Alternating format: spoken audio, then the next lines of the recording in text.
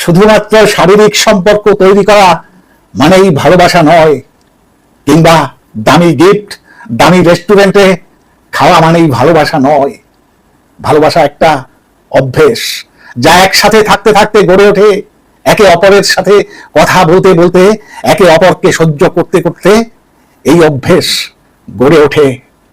ভালোবাসা মানে হলো একসাথে থাকতে থাকতে একে অপরের গায়ের গন্ধটা নিজের করে নেওয়া। ভালোবাসা মানে হলো মানুষটা মুখের সামনে এসে দাঁড়ালেই মানুষটার মনের ভেতর কি চলছে সেটা বুঝে ফেলা, পুরোপুরি না পারলেও কিছুটা। ভালোবাসা মানে হলো একজন কাজ থেকে ফিরলে তার ভালো খারাপ জানতে চাওয়া। ভালোবাসা মানে হলো সেরা বোতাম সেলাই করতে করতে নিজেদের ভেতর ভুল বোঝাবুঝিগুলো মাঝে মধ্যে সেলাই করে নেওয়া। ভালোবাসা মানে হলো অ্যাডজাস্টমেন্ট, তোমার আমার থেকে আমাদের হয়ে ওঠা। ভালোবাসা মানে এক মাথা তেল দিয়ে তার সামনে যেতে পারা।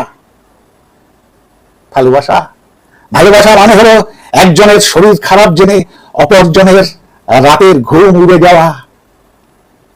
ভালোবাসা মানে গাঢ় নীল রং নিজের পছন্দ না হওয়া সত্ত্বেও পার্টনারের পছন্দ বলে একদিন নীল রঙের পাঞ্জাবিটা পরে ফেলা।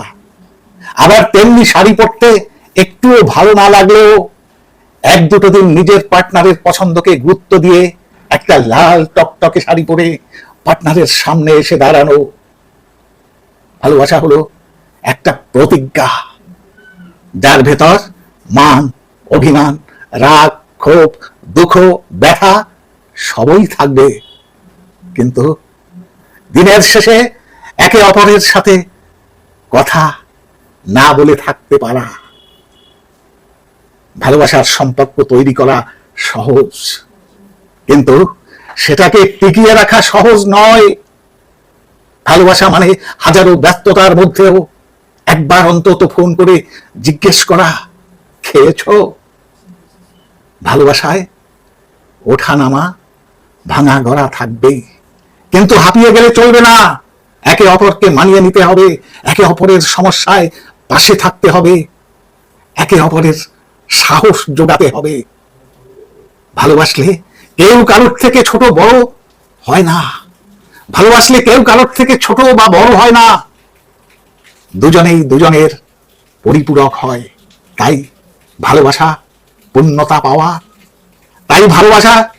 পূর্ণতা পাওয়াতে গেলে একে অপরকে সম্মান ও শ্রদ্ধা করা বড্ড জরুরি। কিন্তু